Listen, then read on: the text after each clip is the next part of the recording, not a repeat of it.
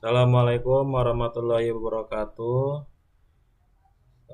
Kami dari kelompok 1 ingin menyampaikan materi tentang metode dan teknik evaluasi kinerja. Sebagai bagian dari tugas mata kuliah implementasi dan evaluasi sistem informasi yang dibimbing oleh Bapak Riko Herdian Saputra MTI selaku dosen pengampu. Sebelumnya izin memperkenalkan diri. Saya Dwika Bergimilan dengan NPM 22710200178 ingin menyampaikan materi yang pertama, yaitu metode kuantitatif dalam evaluasi kinerja. Penilaian kinerja kuantitatif berfokus pada penilaian karyawan berdasarkan faktor-faktor konkret dan terukur secara langsung terkait dengan tanggung jawab pekerjaan. Pendekatan ini meminimalkan subjektivitas sehingga memberikan dasar yang jelas dan objektif untuk mengevaluasi kinerja. Manajer dapat menggunakan metrik tertentu seperti volume penjualan, skor kepuasan pelanggan, tingkat penyelesaian proyek, atau indikator kuantitatif lainnya untuk mengukur keberhasilan. Evaluasi berbasis data ini memungkinkan umpan balik yang tepat, menyoroti area di mana karyawan unggul dan menunjukkan peluang untuk perbaikan. Keuntungan metode kuantitatif sendiri yaitu yang pertama, objektivitas. Pengukuran kuantitatif meminimalkan bias pribadi dengan mendasarkan penilaian kinerja pada data numerik yang terukur. Yang kedua, kejelasan dan kekhususan. Memberikan target numerik yang jelas kepada karyawan akan menyederhanakan pemahaman tentang apa yang diharapkan, sehingga mereka dapat memfokuskan upaya mereka untuk mencapai tujuan tertentu. Yang ketiga, kemudahan perbandingan. Data kuantitatif memungkinkan perbandingan kinerja secara langsung dan tidak rumit, baik antar karyawan maupun lintas periode waktu yang berbeda. Yang keempat, pelacakan kemajuan. Dengan metrik kuantitatif, pemantauan kemajuan menjadi lebih sistematis dan berdasarkan data. Yang terakhir, memotivasi. Metrik kuantitatif yang ditetapkan dengan jelas memotivasi karyawan dengan menetapkan tolok ukur konkret untuk meraih kesuksesan. Kekurangan metode kuantitatif diantaranya terlalu menekankan angka, terlalu bergantung pada metrik kuantitatif dapat mengarah pada fokus yang sempit, di mana angka lebih penting daripada kualitas dan kreativitas pekerjaan. Yang kedua, cakupan terbatas. Dengan berfokus secara eksklusif pada hasil yang terukur, ukuran kuantitatif yang mengabaikan aspek kinerja yang penting namun tidak terwujud seperti kerjasama tim, kepemimpinan, dan moral kerja. Yang ketiga, mengabaikan konteks. Penilaian kuantitatif seringkali gagal, memperhitungkan faktor eksternal yang secara signifikan memengaruhi kinerja seperti fluktuasi pasar ataupun dinamika tim. Yang keempat, fokus jangka pendek. Tekanan untuk memenuhi target kuantitatif langsung dapat menyebabkan karyawan memprioritaskan hasil jangka pendek daripada keberlanjutan dan pertumbuhan jangka panjang. Yang kelima, potensi manipulasi. Bila kinerja dinilai terutama berdasarkan angka, ada risiko tinggi bahwa karyawan mungkin terlibat dalam praktik tidak etis untuk memenuhi target tersebut. Faktor keberhasilan metode kuantitatif diantaranya menetapkan sasaran yang jelas dan dapat dicapai, memastikan bahwa sasaran tersebut realistis, relevan dengan peran pekerjaan dan selaras dengan tujuan tim dan organisasi. Yang kedua, seimbangkan dengan pengukuran kualitatif. Lengkapi metrik kuantitatif dengan penilaian kualitatif. Kombinasi ini memberikan pandangan yang lebih holistik tentang kinerja karyawan. Yang ketiga, pembaruan dan umpan balik berkala. Memberikan pembaruan berkala kepada karyawan tentang metrik kinerja mereka. Yang keempat, kontekstualisasikan data. Selalu mempertimbangkan konteks di mana hasil dapat dicapai. Yang terakhir, mendorong perilaku etis, mengembangkan budaya organisasi yang tidak menganjurkan manipulasi angka untuk mencapai target. Selanjutnya yaitu metode kualitatif dalam evaluasi kinerja. Penilaian kinerja kualitatif mengevaluasi karyawan dengan kriteria subjektif yang tidak dapat diukur langsung, seperti keterampilan komunikasi, inisiatif, dan kemampuan kepemimpinan. Penilaian ini didasarkan pada pengamatan, umpan balik, dan kesan keseluruhan tentang perilaku dan interaksi interpersonal karyawan. Metode ini memungkinkan penilaian langsung berdasarkan data dan hasil, sehingga memungkinkan untuk membandingkan yang diharapkan dengan kinerja aktual secara langsung. Setiap pendekatan menawarkan wawasan berharga tentang berbagai aspek kinerja karyawan yang berkontribusi pada proses evaluasi yang menyeluruh. Keuntungan metode kualitatif yang pertama yaitu evaluasi komprehensif, memberikan wawasan mendalam tentang keterampilan lunak seperti keterampilan kepemimpinan, kerjasama tim, dan kreativitas ataupun pemecahan masalah. Yang kedua, umpan balik yang dipersonalisasi. Hal ini memungkinkan manajer untuk memberikan umpan balik terperinci dan khusus yang menyoroti kekuatan unik dan area yang perlu ditingkatkan. Yang ketiga, pengembangan karyawan yang ditingkatkan, berfokus pada keterampilan dan perilaku interpersonal karyawan. Yang keempat, peningkatan hubungan kerja antara manajer dan karyawan. Yang kelima, fleksibilitas, yaitu beradaptasi dengan berbagai peran dan industri di mana hasil yang terukur kurang berlaku seperti sektor kreatif, akademisi, dan posisi yang berorientasi pada kinerja tim. Kekurangan metode kualitatif yang pertama subjektivitas. Pengukuran kualitatif rentan terhadap interpretasi individu dan bias pribadi.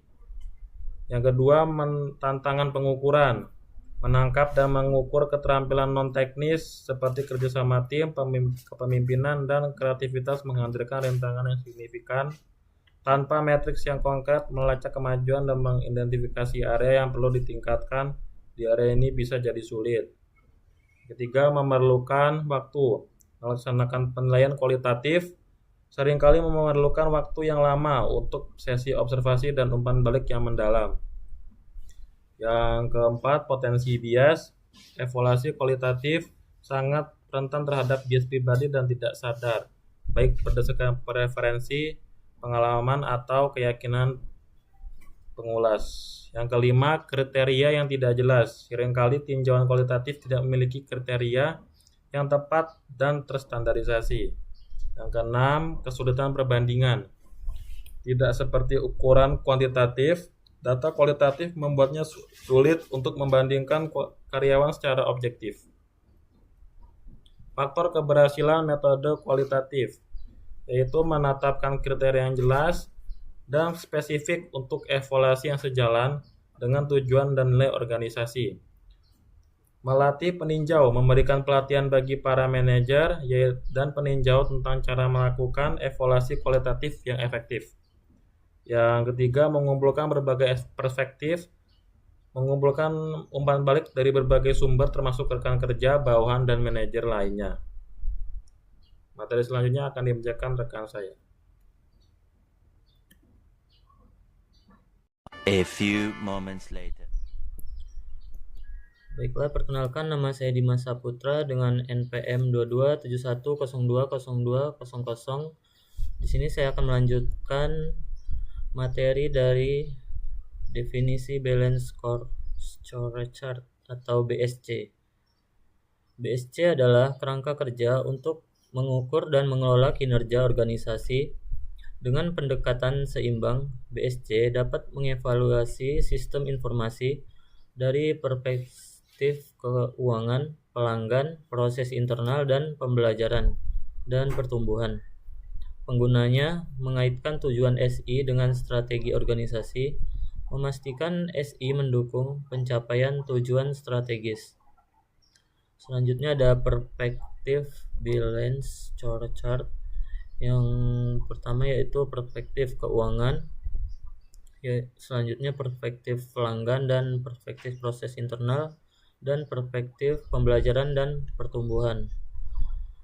Selanjutnya ada fungsi balance scorecard, yaitu mengukur pencapaian visi dan misi perusahaan dan mengukur keunggulan kompetitif perusahaan dan menjadi panduan strategis dalam menjalankan bisnis dan menganalisis efektivitas strategi yang digunakan dan memberikan gambaran terkait SWOT perusahaan dan menjadikan indikator kinerja utama perusahaan serta memberikan umpan balik kepada pemegang saham dan menjadi alat komunikasi dan analisis pembelajaran perusahaan.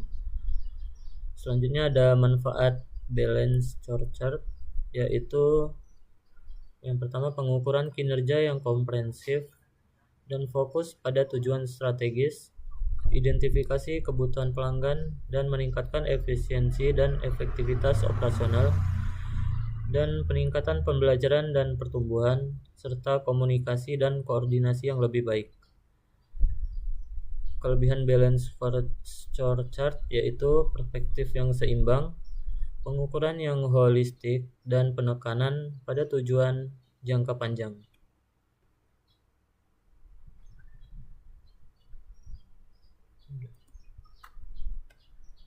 Baik, selanjutnya materi akan disampaikan oleh Dimas Meiko.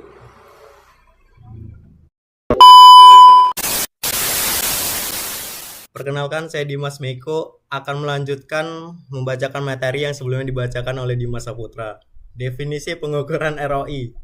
ROI adalah indikator keuangan yang digunakan untuk mengukur efektivitas investasi suatu sistem informasi dalam menghasilkan keuntungan atau manfaat dibandingkan dengan biaya yang dikeluarkan.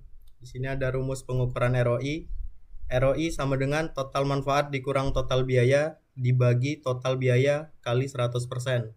Contoh, jika total manfaat dari implementasi sistem adalah 500 juta dan total biaya adalah 400 juta, maka ROI-nya sama dengan 500 dikurang 400 dibagi 400 dikali 100%, sama dengan 25%. Fungsi pengukuran ROI. Yang pertama, menilai efektivitas investasi teknologi informasi. Selanjutnya, membantu manajemen dalam pengambilan keputusan investasi TI. Dan mengukur pencapaian tujuan bisnis dari sistem informasi. Definisi Cost Benefit Analysis atau CBA adalah proses sistematis untuk menghitung dan membandingkan total biaya dan total manfaat dari suatu proyek atau sistem informasi, baik yang bersifat finansial maupun non-finansial. Identifikasi biaya. Biaya langsung atau hardware, software, tenaga kerja, biaya tidak langsung atau pelatihan, gangguan operasional. Yang kedua, kuantifikasi biaya dan manfaat dalam satuan uang. Yang ketiga, bandingkan total manfaat dan total biaya.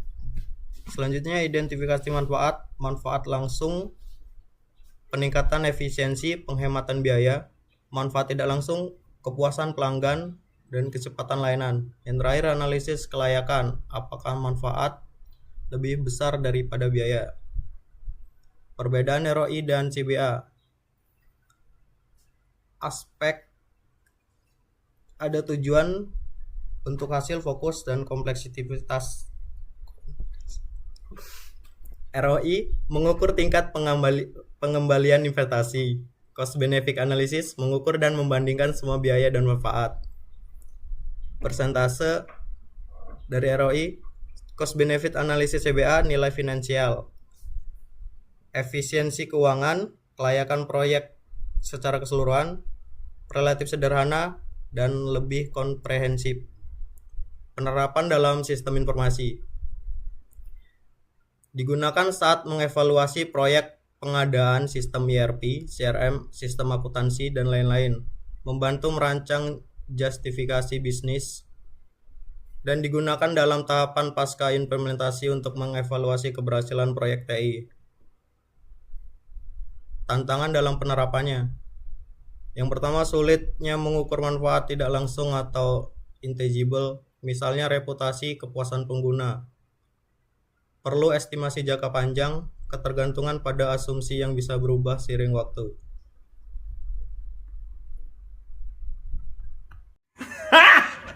Garing! Garing! Oke, izin memperkenalkan diri, nama saya Indra Sujatmiko. Di sini saya akan melanjutkan materi yang dibacakan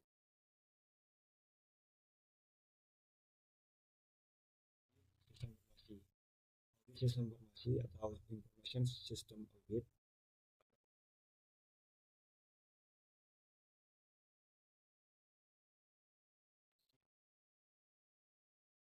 Organisasi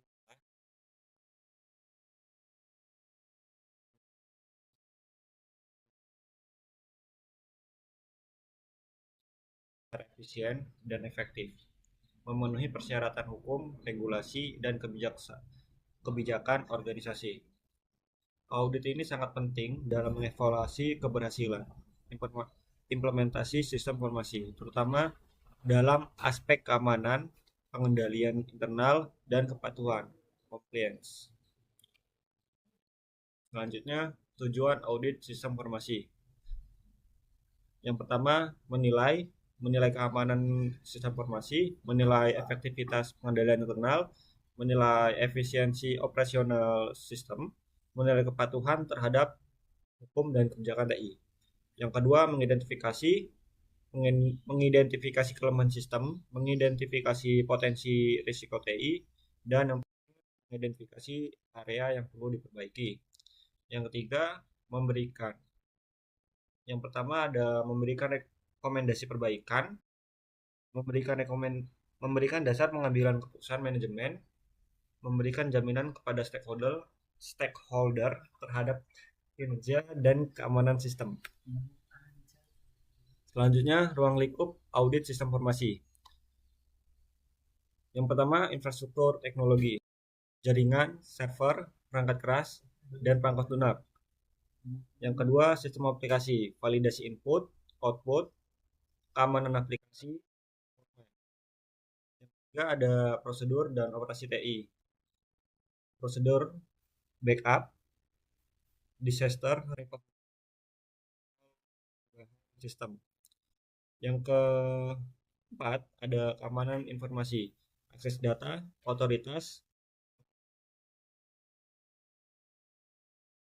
pengolahan data, integritas, konsistensi, dan kualitas data.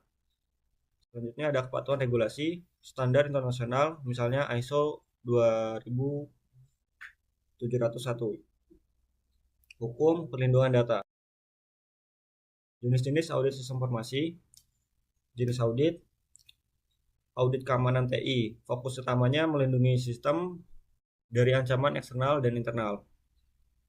Selanjutnya ada audit operasional, fokus utama efisiensi dan efektivitas sistem dan proses TI. Yang ketiga ada audit kepatuhan, fokus utamanya kepatuhan terhadap hukum dan kebijakan organisasi. Yang keempat ada audit aplikasi, fokus utama keandalan dan kontrol sistem aplikasi tertentu.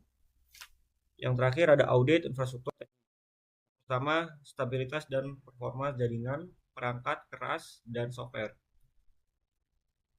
Metodologi dan langkah-langkah audit SI. Yang pertama ada perancangan audit. Tentukan ruang lingkup, tujuan, dan pendekatan audit. Identifikasi risiko TI utama. Yang kedua ada pengumpulan bukti, observasi sistem dan proses, wawancara pengguna atau staf TI, analisis log sistem, dan dokumentasi. Yang ketiga ada evaluasi dan analisis. Bandingkan kondisi aktual dengan standar atau kebijakan. Nilai efektivitas pengendalian dan keamanan. Yang keempat, pelaporan temuan. Sajikan hasil audit dalam laporan, sertakan rekomendasi perbaikan. Yang kelima, tindak lanjut, follow up. Audit ulang terhadap rekomendasi yang sudah diberikan, pantau implementasi perbaikan. Standar dan kerangka kerja audit yang digunakan. Yang pertama ada COBIT, Control Objective for Information and Related Tasks. Fungsi, standar audit dan tata kelola TI. Yang kedua ada ISO atau IS 27001, standar manajemen keamanan informasi. Yang ketiga ada NIST, Cyber Security Framework, Cyber National AS. Yang terakhir ada ISACA, Audit Wetlands, panduan audit profesional dari ISEC. Oke. Selanjutnya peran audit SI dalam evaluasi kinerja sistem informasi. Mengungkap masalah tersembunyi yang tidak terlihat dari ROI atau CBA. Yang kedua ada memberikan penilaian objektif dan independen. Yang ketiga memastikan kelangsungan dan keandalan operasional. Yang keempat menjamin kepatuhan hukum dan perlindungan aset informasi. Selanjutnya tantangan dalam audit sistem informasi. Sulitnya mendapatkan data yang akurat, perubahan teknologi yang sangat cepat, resistensi dari pihak internal, keterbatasan auditor yang menguasai aspek TI secara mendalam. Kesimpulannya, audit sistem informasi adalah proses penting untuk memastikan sistem berjalan aman, efektif, dan bermanfaat bagi organisasi. Audit memberikan keyakinan bahwa TI mendukung tujuan bisnis secara optimal. Pelaksanaan audit secara berkala dapat menjadi alat evaluasi kinerja sistem yang andal dan profesional. Itu tadi presentasi dari kami. Sekian, terima kasih. Wassalamualaikum warahmatullahi wabarakatuh.